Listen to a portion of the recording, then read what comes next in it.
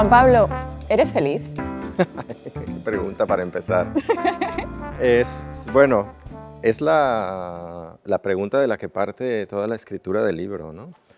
Digamos que la sospecha de que quizás ser feliz pueda afectar tus procesos de creación, ¿no? Hay como esta idea de que hay que tener cierta incomodidad o estar indignado o estar directamente infeliz para poder escribir algo interesante, ¿no? La pregunta sería si se puede escribir desde la felicidad, si se puede escribir sobre la felicidad o si siempre hay que encontrar ese conflicto, porque si nos fijamos un poco en los grandes temas literarios, parece como que lo más profundo, lo más trascendental siempre parta del conflicto, ¿no? de la insatisfacción, de la infelicidad, del desamor, de sí, temas el sufrimiento, como... el dolor. Sí. O sea, digamos que los temas que convencionalmente han sido considerados literarios Sí. nos llevan a una idea de un escritor torturado, ¿no? Sí, exacto. O sea, un escritor que sufre, un escritor que también de alguna manera se vuelve portavoz de las injusticias, del dolor, ¿no?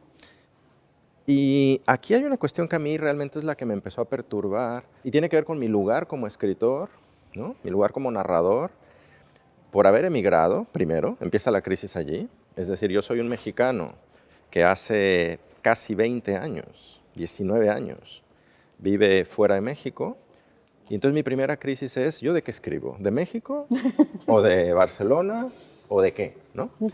Esa fue la primera crisis, que digamos que se resolvió a medias cuando decidí dejar de escribir exclusivamente sobre México, que sucedió en mi cuarta novela, en No voy a pedirle a nadie que me crea, y decido empezar a escribir de las dos cosas, de México y de Barcelona, como dos escenarios, ¿no?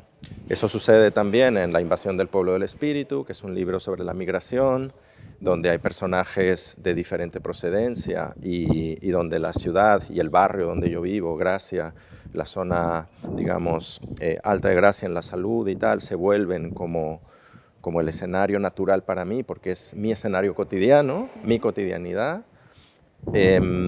sin dejar de tener ese lugar como alguien que llegó aquí, como un inmigrante, ¿no? Bueno, el narrador de Peluquería y Letras es mexicano como tú, su pareja es brasileña como la tuya, tienen 2 hijos como vosotros, el mayor es adolescente, tiene una hija más pequeña.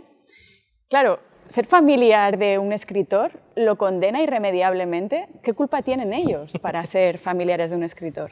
¿Tienen que soportarte sí o sí? Sí, digamos que una de las grandes, me salen solo palabrotas, chingaderas, decimos en México, ¿no? Putadas, diríamos aquí, de la familia, de los familiares de los escritores, es justamente el que tenemos pues, una tendencia a utilizar el material de nuestra vida cotidiana para escribir ficción, ¿no?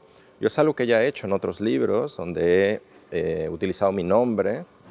No voy a pedirle a nadie que me crea, utilicé mi nombre y algunas de mis circunstancias biográficas. Luego, por supuesto, la novela es ficción. En Peluquería y Letras también sucede lo mismo, pero aquí hay una cosa que a mí me interesaba mucho al, digamos, recurrir no solo a mi nombre, sino a mis circunstancias familiares, y es el de alguna manera dejarle, sobre todo a mis hijos, una especie de manual de instrucciones de cómo escribo mis libros. Me parece que hay una cosa hasta cierto punto peligrosa, diría yo, en que tus familiares lean tus libros e interpreten a partir de allí psicológicamente tu realidad, tus relaciones, y que a partir de ahí ellos se sientan ofendidos, tristes, heridos, ¿no?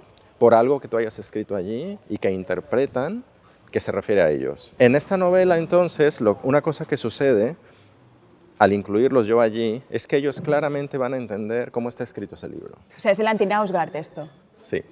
Es no acabar mal con la familia. Es que yo creo que hablábamos hace un momento del escritor torturado y esta idea también de que uno como escritor tiene que dedicarse y entregarse a su obra por completo sin importarle nada más. Y yo no creo en eso. Yo creo que se vive y se escribe. No se escribe aislándose de la vida. Es verdad que la escritura requiere de un aislamiento para poder trabajar, para poder ser libre, para poder decir lo que tienes que decir, pero también creo que uno tiene que hacerse responsable de las consecuencias de lo que escribe.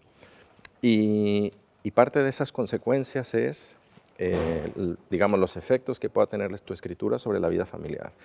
Y para mí es un precio que yo, en particular, no estaría dispuesto a pagar. Es decir, hacer infelices, vamos a hablar de eso, hacer infelices a mis hijos o a mi pareja a partir de algo que yo escribo y a partir de que yo dé una prioridad a mi obra, por decirlo así, a mi escritura, por sobre los sentimientos de ellos, es algo que yo no estoy dispuesto a hacer.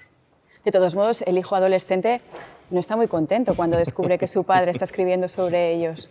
Sí, justamente es como hacer evidente, explícita esa tensión que existiría en la familia cuando ellos descubren que estás escribiendo sobre ellos, ¿no? Hay una sospecha de, un cierto temor de qué estará diciendo, no digas nada, cállate porque lo va a poner en un libro, ¿no? Y esta parte que en la novela está tratada de una manera pues, humorística, yo diría que sí es un verdadero drama para las familias de los escritores, ¿no? Y que puede ser fuente de sufrimiento, ¿no?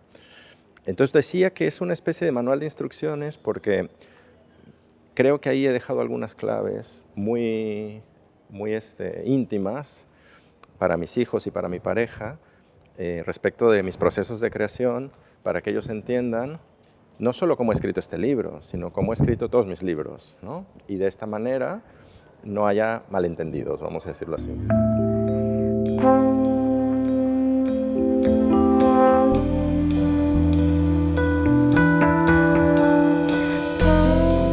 Uno de los trucos de escritor que el narrador le enseña a su hijo adolescente es que los libros no van de aquello que aparentemente tratan, ¿no? No vamos a hacer spoiler, no vamos a explicar cuál es el tema de Peluquería y Letras, pero ¿a qué viene este título? Bueno, digamos que ese es el gran misterio de la novela, ¿no? Esta idea de que hay siempre una historia oculta, una segunda historia que no se narra, ¿no? Y este es un lugar común, ¿no? Que se repite mucho. Lo decía a Hemingway, ¿no? Piglia también hablaba de la segunda historia, etc. Yo hago ahí un uso irónico de esta segunda historia, pero es verdad que también hay un secreto en el libro que se revela al final. Hay varios secretos. Hay varios secretos. Y no todos se revelan. Sí, a mí siempre me ha gustado esta idea también como de intrigar al lector y frustrarlo, ¿sabes? O sea, como no le tienes que contar todo al lector, ¿no? En algunos momentos directamente le tomas el pelo al lector y vaya que ahí el título de Peluquería viene bien, ¿no? La verdad es que todo lo de la peluquería parte de una anécdota autobiográfica, muy distorsionada, por supuesto, que me sucedió en Brasil y a partir de ahí yo fui elaborando esa anécdota, la conté alguna vez en una presentación, en una conferencia, en una columna había contado un poquito esa anécdota también, hace años que había escrito una columna en Brasil sobre esto, porque para mí era como un ejemplo de cómo empezar a distorsionar la realidad a partir de un episodio autobiográfico para construir ficción, ¿no? Y es justamente para mí es el misterio que está por debajo del libro, más allá de la trama, es justamente el cómo, a partir de unos hechos autobiográficos, a partir de unas anécdotas personales, familiares, estas son solamente un punto de partida, una excusa para a partir de ahí empezar a escribir una novela. Mira, aquí es donde escribí el libro. No es ni mi casa ni mi estudio, sino que este es el piso de un amigo. Sí. Que bueno, cosas de la pandemia, ¿no? La pandemia te quita y la pandemia te da. Yo perdí mi estudio por la pandemia y cuando me había quedado sin lugar para trabajar, pues este amigo se había quedado atrapado en Estados Unidos, no podía volver por lo mismo y me ofreció utilizar su departamento mientras no volvía y justo coincidía con que yo estaba trabajando en este libro y entonces toda esta zona aquí, en este pedacito del barrio de Gracia, fue donde yo caminaba mientras pensaba en la novela, que es algo importante para la novela también, el tema del caminar y escribir. Y digamos que tengo a mi perro con el que doy esos paseos en los que voy reflexionando sobre la escritura. ¿En qué piso? Pues el tercero, o sea, tiene donde se ve el aire acondicionado arriba, pues ahí estaba. Ahí escribía en ese balcón, a veces salía yo ahí ¡Qué guay! a refrescarme un poco. Para ti, el hecho de escribir está íntimamente ligado al hecho de caminar, de pasear. Y en un momento dado del libro pones que no salen de 2 kilómetros cuadrados prácticamente, ¿no? Que debe ser más o menos el barrio de Gracia. Sí. Y es verdad que los que vivimos en Gracia no salimos mucho del barrio, nos parece como que todo lo demás nos queda muy lejos. Bueno, yo soy de pueblo, eso es lo primero que tengo que decir, ¿no? Entonces, haber venido a vivir a Barcelona tiene esta combinación perfecta, ¿no? De una ciudad, una gran ciudad, una oferta cultural interesante, con digamos, las ventajas de una gran ciudad. Sin embargo, los barrios, ¿no? Son como pequeños pueblos, ¿no? Algunos de ellos, particularmente, Gracia, por ejemplo, tiene una vida cotidiana muy de pueblo, ¿no? De cruzarte con la gente, de reconocer ya los mismos rostros, los vecinos, los padres de los compañeros, en mi caso de los amigos de escuela de mis hijos, los mismos dueños de perros, ¿no? Que también yo me cruzo todo el tiempo. Esto es como un pequeño pueblito, pero en realidad aquí hay dos cosas que a mí me interesan, más allá de la comodidad de la que ya hablábamos y que tienen que ver con la creación literaria. Una es una idea que viene de Perec, del escritor francés, de Georges Perec, sobre narrar lo cotidiano cuando, digamos, consideramos normalmente que los hechos literarios, aquellos que merecen ser narrados, son aquellos extraordinarios o espectaculares o exóticos, etc. Y Perec dice que, bueno, que la vida real no está en esos hechos extraordinarios, sino que la vida real, nuestra vida, está en los gestos que repetimos 1000 veces, en las acciones, ¿no? que hacemos una y otra vez todos los días. Y él se pregunta cómo narrar esto, ¿no?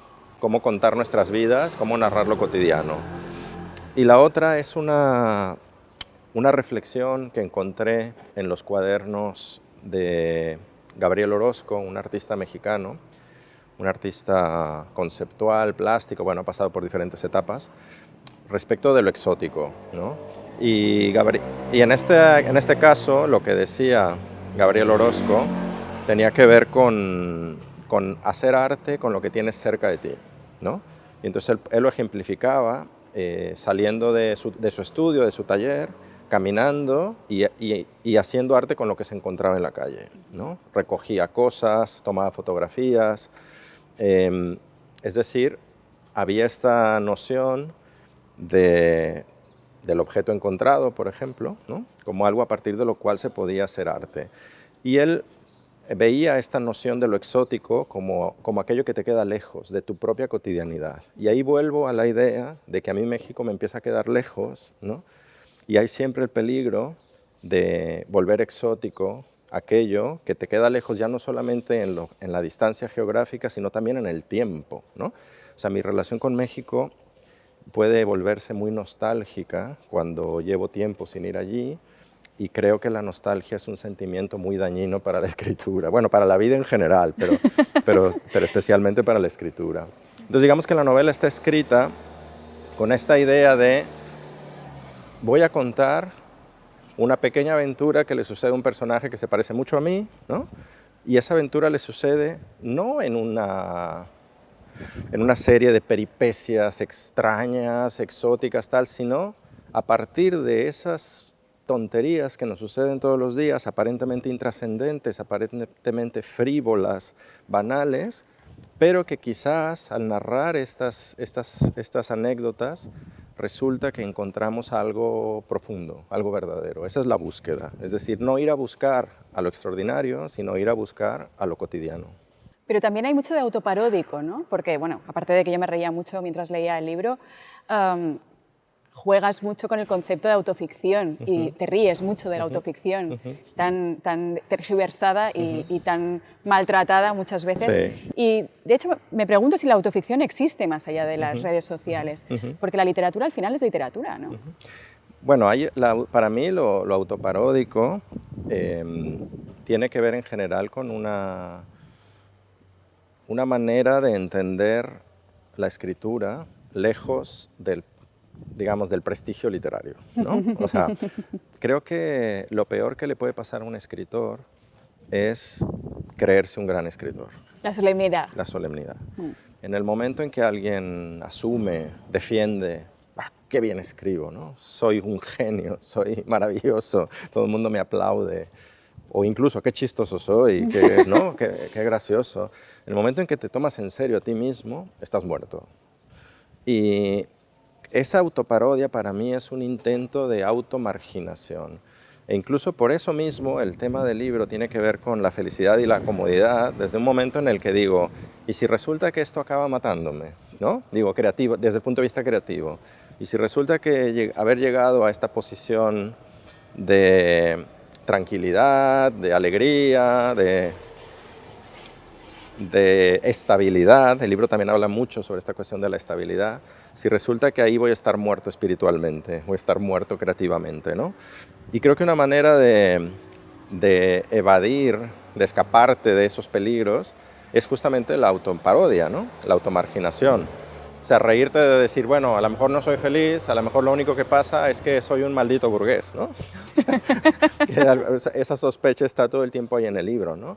Y si resulta que la felicidad no solo no existe, sino que es un engaño, ¿no? Para volvernos conformistas y para que no protestemos y para que no nos posicionemos delante de los problemas y conflictos sociales, políticos, etc. Además, fíjate qué mal timing, ¿no? Para el libro. Es un libro sobre la felicidad en medio del inicio de una guerra, de lo que parece ser el final, o a saber, de una pandemia. Pero también creo que uno tiene que escribir de lo que tiene adentro y no condicionado por el contexto. Creo que he escrito bastantes libros desde la indignación, que es un lugar bastante común, ¿no? Porque además el mundo nos indigna permanentemente. Tenemos razones de sobra para estar indignados, y más siendo mexicano, imagínate. Estamos permanentemente indignados.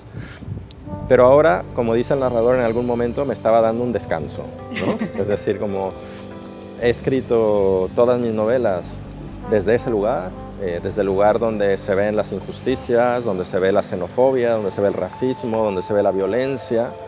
La reivindicación también. Y sí, y de alguna manera era, bueno, ¿y por qué no contar una historia desde otro lugar, desde un lugar distinto y desde un lugar que aparentemente no es literario, ¿no? Como decías tú, desde donde aparentemente no hay literatura, porque cuando un cuento termina, se dice, fueron felices y comieron perdices. De hecho, el libro empieza así, para decir, se puede empezar donde los cuentos terminan, ¿no? A partir de ese momento en el que supuestamente ya no hay nada que contar.